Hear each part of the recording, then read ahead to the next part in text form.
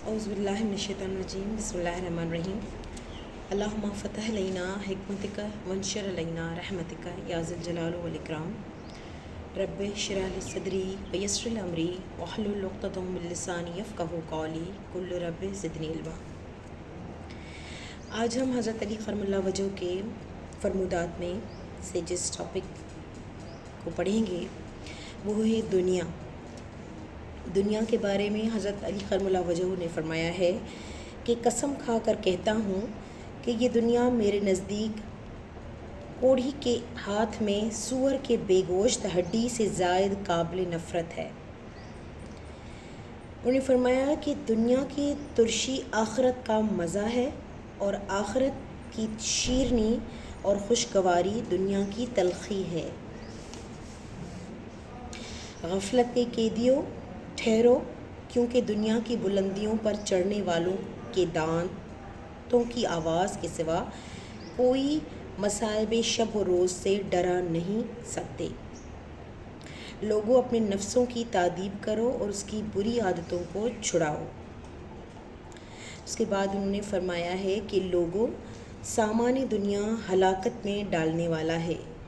ایسی چراگاہ سے بچو جہاں سے سفر کرنا ٹھہرنے سے زیادہ نفع بخش ہے، جہاں کی واجبی روزی دولت مندی سے زیادہ پاک ہے، جہاں کے سرمایہ داروں پر احتیاج کا حکم لگا دیا گیا ہے، جو اس سے بے پرواہ ہیں انہیں راحت دی گئی ہے، اور جسے اس دنیا کی چمک دمک بھا گئی ہے اس کو نتیجے میں نابینائی ملے گی۔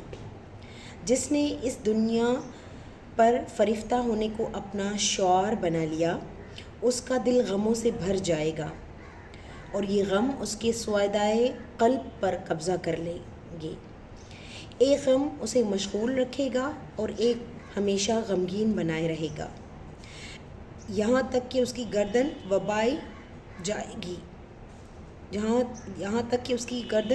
جائے گی اور وہ میدان میں ڈال دیا جائے گا۔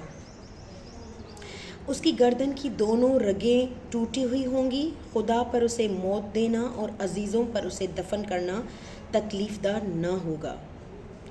مومن ہی دنیا کو عبرت کی نگاہ سے دیکھتا ہے اور بمجبوری اس سے پیٹ بھر لیتا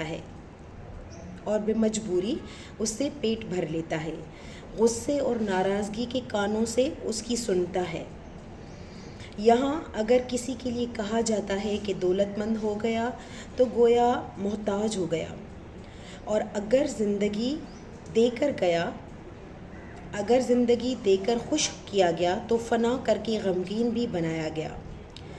یہ ہیں حالات دنیا کے۔ ابھی ان انسانوں کا وہ دن نہیں آیا ہے جس میں وہ بالکل مایوس ہو جائیں گے۔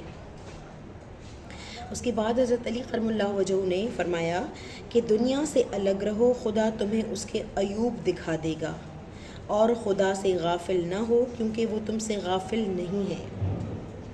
یہ دنیا دھوکہ دیتی ہے، نقصان پہنچاتی ہے اور گزر جاتی ہے۔ خدا نے اسے نہ تو اپنے اولیاء کو ثواب میں دینا پسند کیا ہے اور نہ دشمنوں کو سزا کے طور پر۔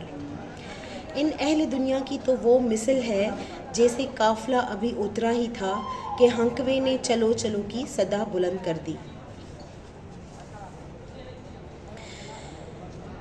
اس کے بعد حضرت علی کرم اللہ وجہ نے فرمایا کہ اولیاء اللہ وہ ہیں جو دنیا کے باطن کو اس وقت دیکھتے ہیں جب عام لوگ ظاہر کو دیکھتے ہیں۔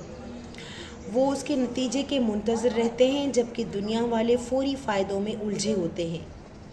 وہ اس فائدے کو فنا کر دیتے ہیں جس سے انہیں اپنی ہلاکت کا خدشہ ہوتا ہے۔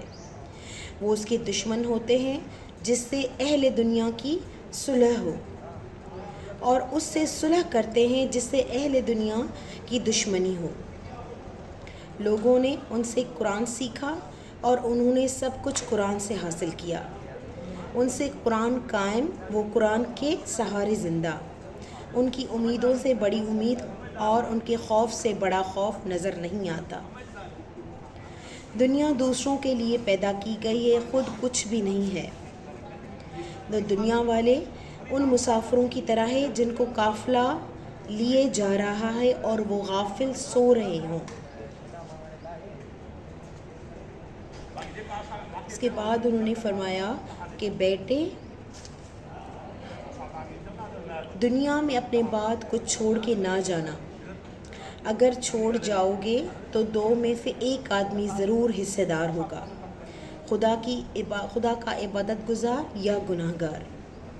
عبادت گزار ہوا تو اس مال کی بدولت خوش نصیب کہ اس نے اسے راہ خدا میں صرف کر دیا، اور تم بدقسمت کہ جمع کر کے مر گئے اور صرف نہ کر سکے، اور اگر گناہ گار ہوا تو وہ بد نصیب اور تم عمل بد میں اس کے مددگار کہ نہ دولت چھوڑتے اور نہ وہ اس سے عیش کرتا، اس لیے دونوں میں سے کوئی بھی اس کا مستحق نہیں کہ تم اس کے لیے ایثار کرو۔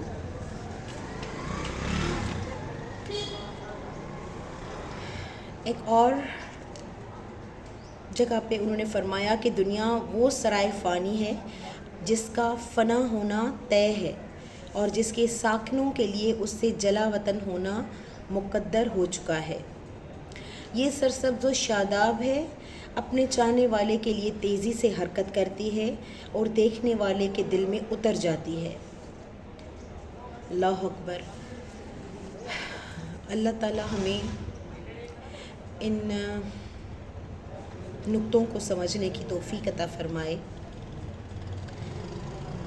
وما علینا الا البلاغ۔